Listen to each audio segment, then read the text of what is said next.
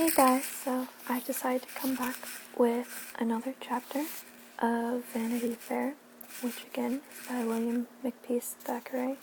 Hope I'm pronouncing that correctly. So here's chapter 1, Chiswick Mall.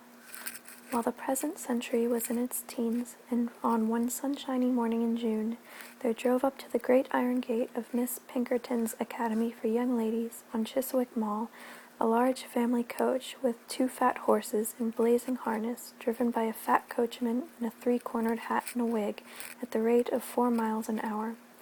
A black servant, who reposed on the box beside the fat coachman, uncurled his bandy legs as soon as the equipage drew up opposite Miss Pinkerton's shining brass plate, and as he pulled the bell at least a score of young heads were seen peering out of the narrow windows of the stately old brick house. Nay, the acute observer might have recognized the little red nose of good-natured Miss Jemima Pinkerton herself, rising over some geranium pots in the window of that lady's own drawing-room. "It is Mrs. Sedley's coach, sister," said Miss Jemima. "Sambo, the black servant, has just rung the bell, and the coachman has a new red waistcoat. Have you completed all the necessary preparations incident to Miss Sedley's departure, Miss Jemima?" asked Miss Pinkerton herself, that majestic lady, the Semiramis of Hammersmith, the friend of Dr. Johnson, the correspondent of Miss Chapone herself. "The girls were up at 4 this morning, packing her trunks, sister," replied Miss Jemima. "We have made her a beau pot." "Say a bouquet, Sister Jemima. 'Tis more genteel." "Well, a bouquet is big, almost as a haystack. I have put up 2 bottles of the gillyflower water for Mrs. Sedley, the receipt for making it in Amelia's box." "And I trust, Miss Jemima, you have made a copy of Miss Sedley's accounts. This is it, is it? Very good. 93 pounds, 4 shillings. Be kind enough to address it to John Sedley, Esquire, and to seal this billet which I have written to his lady." In Miss Jemima's eyes, an autograph letter of her sister, Miss Pinkerton, was an object of as deep veneration as would have been a letter from a sovereign. Only when her pupils quitted the establishment, or when they were about to be married, and once when poor Miss Birch died of the scarlet fever, was Miss Pinkerton known to write personally to the parents of her pupils, and it was Miss Jemima's opinion that if anything could console Mrs. Birch for her daughter's loss, it would be that pious and eloquent composition in which Miss Pinkerton announced the event. In the present instance, Miss Pinkerton's billet was to the following effect: "The Mall, Chiswick, June 15th, 1800. Madam, after her 6 years' residence at the Mall, I have the honor and happiness of presenting Miss Amelia Sedley to her parents, as a young lady not unworthy to occupy a fitting position in their polished and refined circle. Those virtues which characterize the young English gentlewoman, whose accomplishments which became her birth and station, will not be found wanting in the amiable Miss Sedley, whose industry and obedience have endeared her to her instructors, and whose delightful sweetness of temper has charmed her aged and her youthful companions. In music, in dancing, in orthography, in every variety of embroidery and needlework, she will be found to have realized her friends' fondest wishes. In geography, there is still much to be desired, and a careful and undeviating use of the blackboard for 4 hours daily during the next 3 years is recommended as necessary to the acquirement of that dignified deportment and carriage so requisite for every young lady of fashion.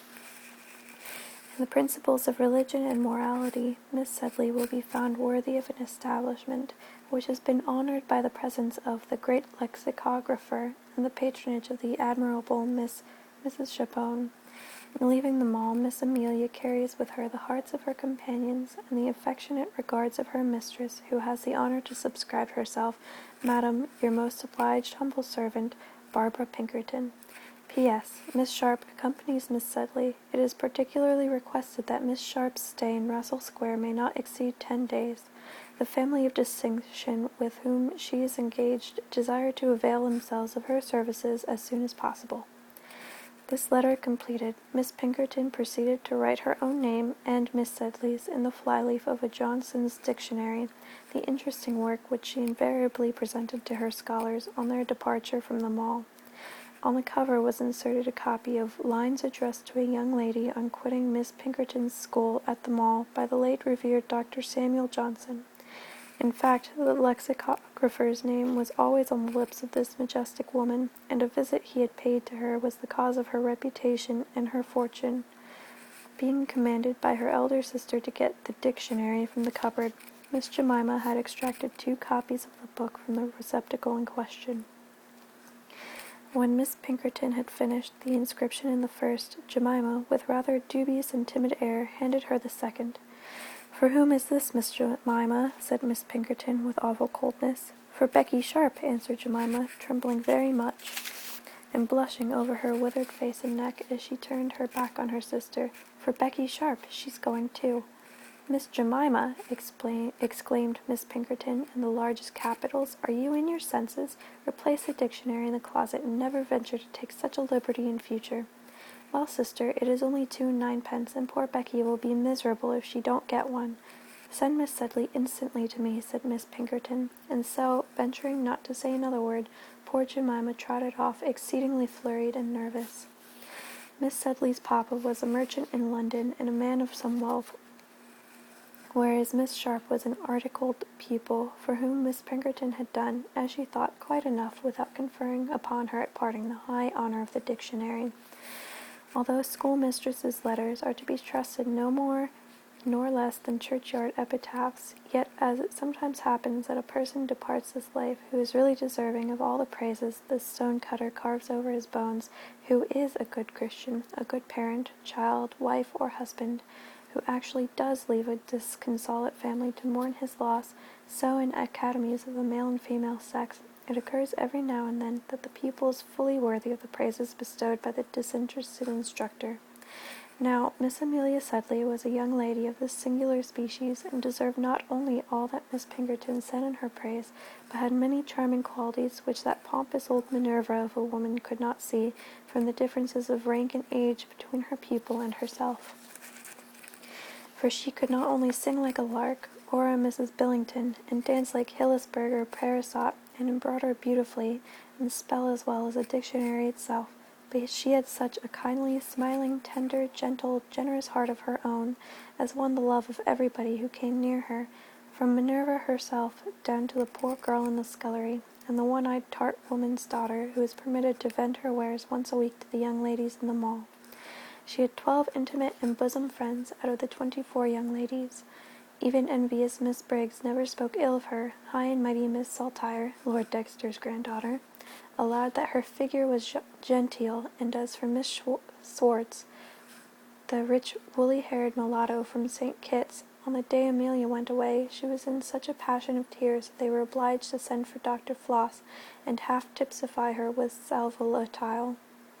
Miss Pinkerton's attachment was, as may be supposed from the high position and eminent virtues of that lady, calm and dignified, but Miss Jemima had already whimpered several times at the idea of Amelia's departure, and, but for fear of her sister, would have gone off in downright hysterics like the heiress who paid double of St. Kitts.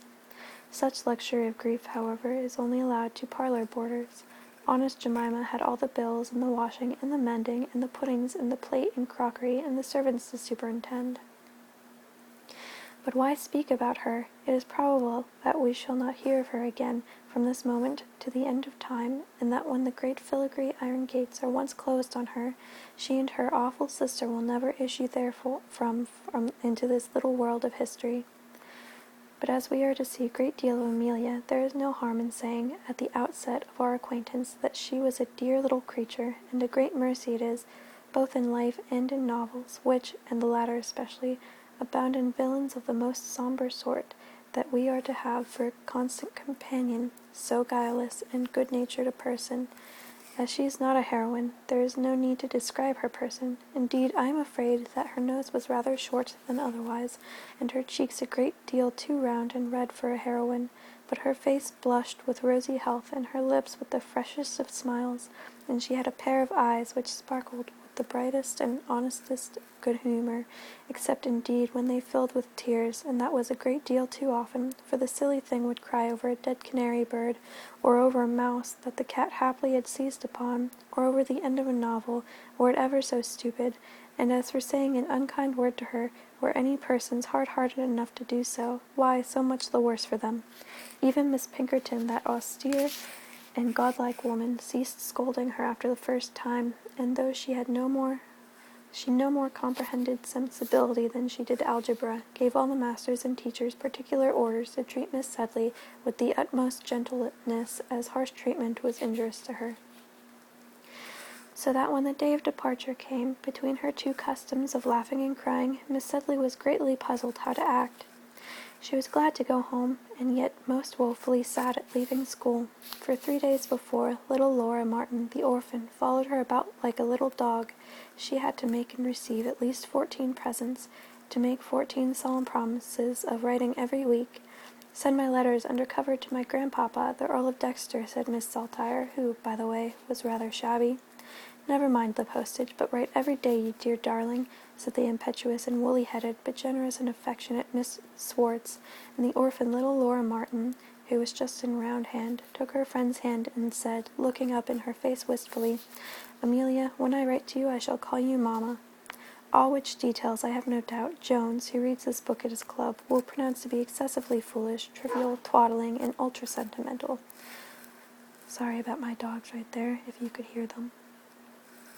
Yes, I can see Jones at this minute, rather flushed with his joint of mutton and half-pint of wine, taking out his pencil and scoring under the words foolish, twaddling, etc., and adding to them his own remark of quite true.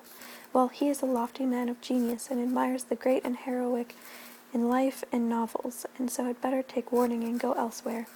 Well then, the flowers and the presents, and the trunks and bonnet-boxes of Miss Sedley, having been arranged by Mr. Sambo in the carriage, together with a very small and weather-beaten old cow-skin trunk with Miss Sharp's card neatly nailed upon it, which was delivered by Sambo with a grin, and packed by the coachman with a corresponding sneer, the hour for parting came, and the grief of that moment was considerably lessened by the admirable discourse which Miss Pinkerton addressed to her pupil. Not that the parting speech caused Amelia to philosophize, or that it armed her in any way with a calmness the result of argument, but it was intolerably dull, pompous, and tedious, and having the fear of her schoolmistress greatly before her eyes, Miss Sedley did not venture in her presence to give way to any ebullitions of private grief. A seed cake and a bottle of wine were produced in the drawing-room, as on the solemn occasions of the visits of parents, and these refreshments being partaken of, Miss Sedley was at liberty to depart. "You'll go in and say good-bye to Miss Pinkerton, Becky," said Miss Jemima to a young lady of whom nobody took any notice, and who was coming downstairs with her own bandbox.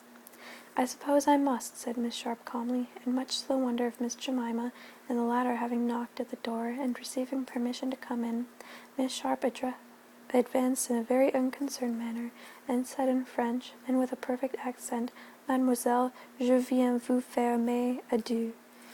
Miss Pinkerton did not understand French. She only directed those who did, but biting her lips and throwing up her venerable and Roman-nosed head, on top of which figured a large and solemn turban, she said, "Miss Sharp, I wish you a good morning." As the Hammersmith Semiramis spoke, she waved one hand, both by way of adieu, and to give Miss Sharp an opportunity of shaking one of the fingers of the hand which was left out for that purpose. Miss Sharp only folded her own hands with a very frigid smile and bow, and quite declined to accept the proffered honor, on which Semiramis tossed up her turban more indignantly than ever. Sorry about my stomach growling, guys. In fact, it was a little battle between the young lady and the old one, and the latter was worsted. "Heaven bless you, my child," said she, embracing Amelia, and scowling the while over the girl's shoulder at Miss Sharp. "Come away, Becky," said Miss Jemima, pulling the young woman away in great alarm, and the drawing-room door closed upon them forever. Then came the struggle and parting below. Words refused to tell it. All the servants were there in the hall, all the dear friends, all the young ladies, the dancing-master who had just arrived, and there was such a scuffling and hugging and kissing and crying, with the hysterical yoops of Miss Swartz, the parlor border from her room as no pen can depict, and as the tender heart would fain pass over. The embracing was over, they parted. That is, Miss Sedley parted from her friends. Miss Sharp had demurely entered the carriage some minutes before. Nobody cried for leaving her. Sambo of the bandy legs slammed the carriage door on his young, weeping mistress. He sprang up behind the carriage. "Stop!" cried Miss Jemima, rushing to the gate with a parcel. "It's some sandwiches, my dear," said she to Amelia. "You may be hungry, you know. And Becky Sharp, here's a book for you that my sister, that is I, Johnson's dictionary, you know. You mustn't leave without that. Good-bye. Drive on, coachman. God bless you." And the kind creature retreated into the garden, overcome with emotion.